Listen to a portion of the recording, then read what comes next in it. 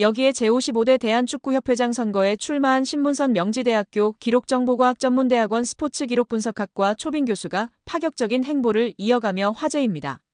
신문선 교수 측은 5일 보도자료를 통해 현재 한국 남자축구 국가대표팀 감독 연봉이 20억 원, 상근 부회장 연봉은 3억 원이 넘는다. 비상근 부회장 연봉 역시 억대를 훌쩍 넘는다며 비상근 전력강화위원장이 자문료 성격으로 한 달에 1,500만 원의 급여를 받아가는 것에 대해 현장 축구인들이 분노하고 있다라고 밝혔습니다. 이어 정몽규 회장이 상상도 못할 금액의 자문료를 지급한 사실이 문체부의 감사를 통해 밝혀졌다. 확인된 금액만 수십억 원이다.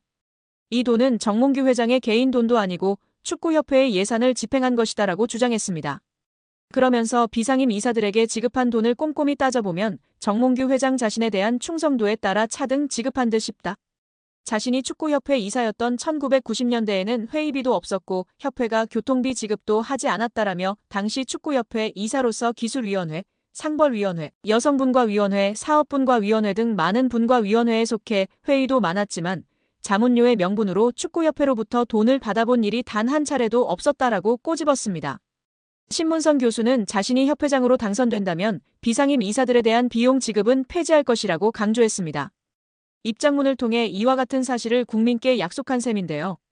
그는 이 급여를 주는 예산이 국민들이 낸 세금일 수도 있다. 축구협회의 예산은 정부 보조금 성격의 것과 전 축구인의 땀과 노력으로 생성된 축구협회 브랜드를 앞세운 영업의 결과로 조성된 재산이다. 그럼에도 마치 회장 개인의 돈처럼 펑펑 써댄 내역을 전 국민에게 공개할 생각이다. 이 내역을 살피면 정몽규 회장에 대한 충성도 순위 또한 밝혀질 것이다라고 이야기했습니다. 또 예산 집행 및 철저한 관리를 강조하며 투명한 집행부를 꾸리겠다고 주장했다.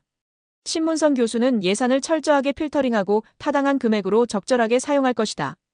비축된 예산은 대한민국 축구의 미래 사업에 값지게 사용할 것을 약속드린다라고 했습니다.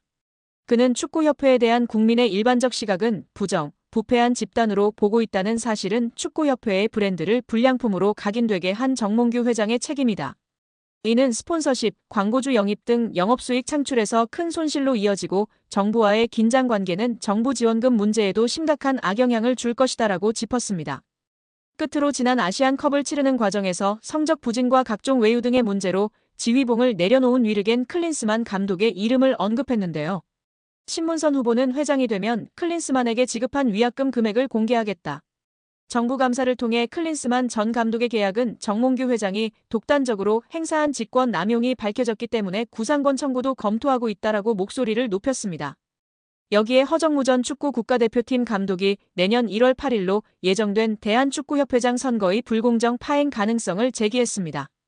허 전 감독은 선거의 진행 주체가 현 집행부인 만큼 사선 도전을 선언한 기존 협회장 정몽규 회장에 유리한 방향으로 진행될 가능성이 높다고 지적했습니다. 그는 앞서 3일 YTN 라디오 이슈앤피플과의 전화 인터뷰에서도 1월 8일 선거 자체가 상당히 애매모호한 요소가 많다. 여러 가지 불리한 점이 많지만 이겨내겠다고 언급한 바 있는데요. 허 전 감독이 말하는 애매모호한 요소란 허 전 감독을 비롯한 다른 대한축구협회장 선거 후보들은 선거 규정도 제대로 모른 채 선거 준비를 해야 한다는 것입니다.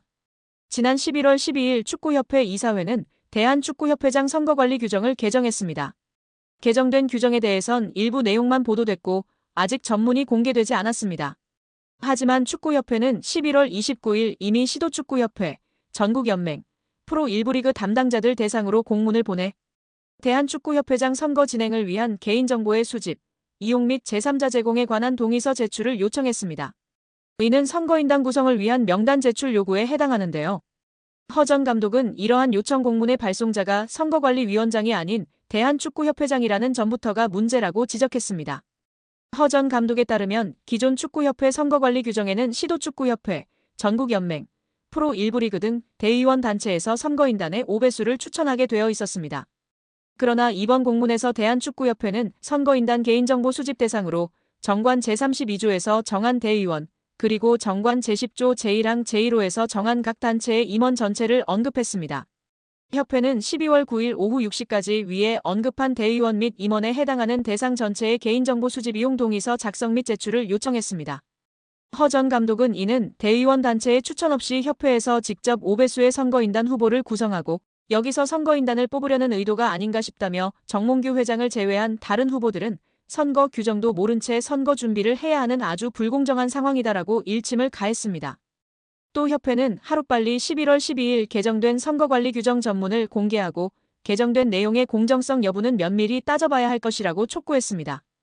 여기에 대한축구협회 노동조합 운영위원회가 정몽규 회장 사선 불출마 선언과 김정배 부회장 사퇴를 강력히 요구하며 화제입니다. 축구협회 노조는 17일 KFA CEO 김정배 부회장은 사퇴하고 정몽규 회장은 즉각 불출마 선언해야 라는 제목하에 성명서를 발표했습니다. 성명서에 따르면 축구협회는 지난해 3월 승부조작 비리 추구인 사면 파동 이후 위기 수습체계 하나로 문화체육관광부 차관 출신 김정배 부회장을 대한축구협회 실무 총책임자로 앉혔습니다.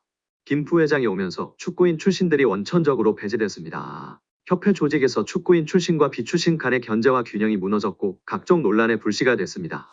노조는 선임 당시에도 잘못된 결정은 정몽규 회장이 했는데 엉뚱하게 축구인 부회장 혹은 전무이사를 선임하지 않는 방식으로 조직을 개편하면서 논란이 일었다면서 주원이는 정 회장의 잘못된 결정인데 축구인들의 제19 감사기로 뒤집어 씌워 축구인들의 목소리를 아예 안 듣는 식으로 해법을 내놓은 것이라고 꼬집었습니다. 그러면서 김 부회장의 역할에 있어서도 사실상 허수아비였다는 것이 노조의 주장이 있습니다. 노조는 강도 높은 문제부 감사를 2달여 겪으면서 직원들은 한 목소리로 협회 내 컨트롤 타워가 없다고 아우성이었다면서 문제부 출신이니까 김정배 부회장이 키를 쥐고 어떻게 대응하고 후속 조치는 어떻게 해야 할지 등을 하지 않을까 하는 기대가 있었는데 놀랍도록 아무 역할이 없었다는 전언이라고 전했습니다. 이어 우리 협회를 향한 여론이 점점 악화되자 이번 감사 전부터도 본인은 곧 떠날 사람이나 남을 직원들이 잘 대응하라는 식으로 말했다고도 알려졌다며 오히려 문제부 차관 출신이라는 정관을 이용해 본인만 책임을 피하려는 행태에 우리 직원들은 큰 실망을 감출 수 없었다고 덧붙였습니다. 지난 7월 홍명보 감독 선임 과정에서도 김 부회장이 총책임자였다고 폭로했습니다. 노조는 이임생 총괄이사가 기술적으로야 주도했지만 세부 계약 조건 등은 김정배 부회장이 총책임자였는데 그 어느 보도에도 그의 이름 3글자는 찾아볼 수가 없었다며 이임생 기술이사가 협상 권한이 있다고 그의 등을 떠민 것도 바로 김정배 부회장으로 알려졌고 정 회장이 전력강화위원회를 다시 구성하자고 한 지시를 무시하고 문제없다고 밀어붙인 이도 그로 알려졌다고 알렸습니다.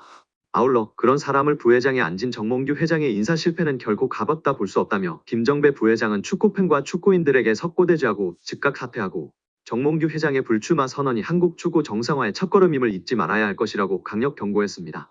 대한축구협회 임원들이 지난해 법인카드로 가장 많은 금액을 지출한 곳이 축구협회 최영일 부회장 배우자가 운영하는 서울 송파구의 일식당으로 확인되며 파장입니다.